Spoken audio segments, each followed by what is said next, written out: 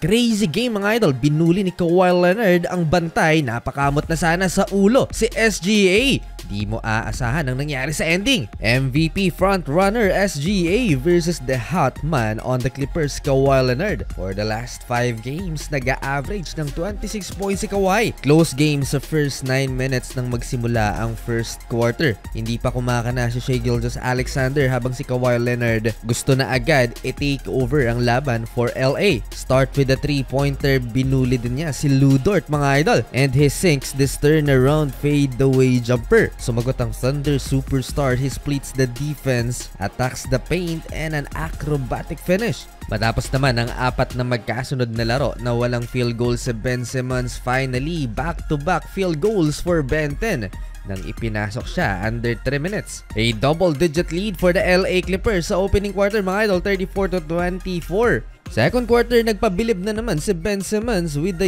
Euro step. 6 points in 3 out of 4 shots for Ben 10. But without SGA on the court, nag-run mga idol ang Oklahoma City Thunder at nakalamang pa 39-36 led by Aaron Wiggins. Nang binalik sa court si Kawhi Leonard under 6 minute remaining mga idol ng second frame, muling nakalamang ang Clippers. Pabor sa home team ang laban na to dahil hindi naglaro ang dalawa pa sa stars ng OKC, si Chet Holmgren at Jalen Williams. Ang problema lang talaga nila ang former Clipper SGA na napa-take over mga idol. Para sa kaalaman ng lahat, etong si SGA ay trinade ng Clippers kasama si Danilo Gallinari, 5 first round picks and 2 pick swaps. Kung saan noong 2022 ay nakuha nila si Jalen Williams via draft from Clippers na naging all-star naman ngayong season.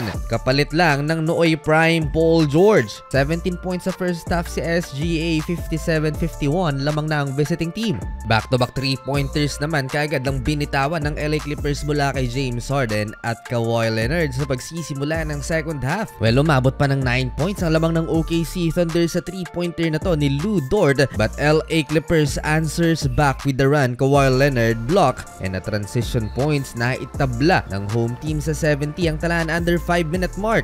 And with this layup by James Harden, panibagong milestone na naman for the Beard. Nalagpasan niya si Moses Malone for 11th on all-time NBA scoring list. Pinasok pa last 2 minutes si Ben Simmons, nag-commit ng isang turnover, total of 3 turnovers in 8 minutes of playing time. Hawak pa rin ng OKC ang lamang, 81-77. Fourth quarter, Kawhi Leonard again turn around mid-range shot pero nakasagot sa Aaron Wiggins ng kanyang pang-limang 3-pointer, 19 points. Nag-mini run ng LA Clippers. What a move by Norman Powell between the two defenders. And Ben Simmons first points for the Clippers dito sa second half. Napakamot sa kanyang batok sa SGA mga idol. Isa na lang ang inahabol ng home team. In fairness kay Ben Simmons mga idol, pag wala sa court si Ivica Zubac, siya ang naging point center ng LA Clippers. Sayang, kinapos pa sa kanyang double-double performance dahil nilabas na din si Ben Simmons mga idol halfway. Down the stretch, lumalabas ang clutch genes ni Kawhi Leonard. Binubuli ang kalaban mga idol. 2 clutch baskets for Kawhi. Lumiit tingnan ng kamay ni Ben Simmons nang nakipag-appear kay Daklo. 95-92 lamang na ang Clippers. Double-double performance na rin for Kawhi. At stake ang parehong 5-game winning streak ng Thunder at Clippers. Pag manalo dito ang LA mga idol, tatabla sila sa Golden State Warriors. Last 2 minutes, Kawhi Leonard, another clutch basket pero sumagot si Alex Caruso